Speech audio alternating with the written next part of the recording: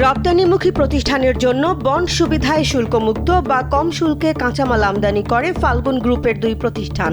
তবে নিরীক্ষায় অভিযোগ উঠেছে, আমদানি করা কাঁচামালের একটি অংশ রপ্তানি না করে অবৈধভাবে সরিয়ে নেওয়া হয়েছে।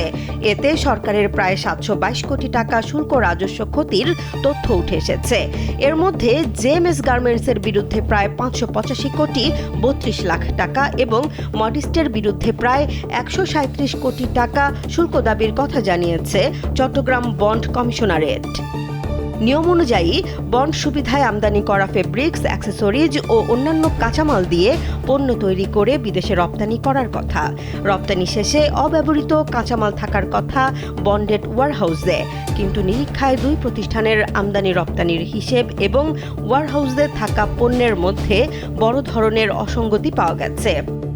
জেএমএস গার্মেন্টসের গত 3 বছরের কার্যক্রম পর্যালোচনা ও সরেজমিন পরিদর্শনে বন্ড সুবিধায় আমদানি করা পণ্য অবৈধভাবে অপসারণের তথ্য পাওয়ার কথা জানিয়েছে কর্তৃপক্ষ। প্রতিষ্ঠানটির বিরুদ্ধে প্রায় 585 কোটি 32 লাখ 17 হাজার টাকা শুল্ক রাজস্ব দাবিনামা জারি করা হয়েছে।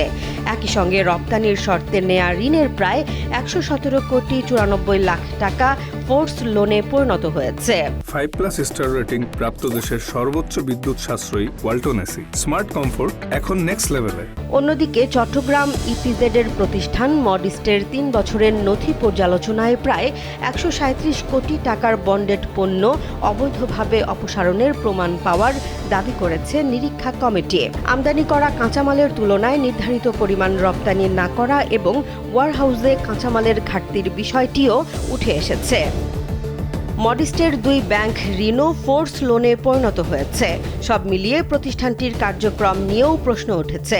সংশ্লিষ্ট কর্মকর্তারা বলছেন, সুদ ও জরিমানা সহ চূড়ান্ত হিসেব হলে জেএমএস-এর শুল্ক দাবির পরিমাণ আরও বাড়তে পারে।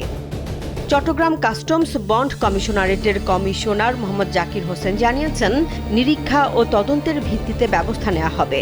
এদিকে অভিযোগের বিষয়ে জেএমএস-এর ব্যবস্থাপনা পরিচালক মুস্তফা মাহমুদের সঙ্গে একাধিকবার যোগাযোগের চেষ্টা করেও বক্তব্য পাওয়া যায়নি। বন্ড সুবিধা রপ্তানি শিল্পের জন্য গুরুত্বপূর্ণ হলেও এর অপব্যবহার হলে সরকার হারায় বিপুল রাজস্ব। তাই 722 কোটি টাকার এই অভিযোগের প্রকৃত কারণ ও দায় নির্ধারণে এখন নজর সংশ্লিষ্ট কর্তৃপক্ষের তদন্তের দিকে। জেসমিন জাহান, কালবেলা।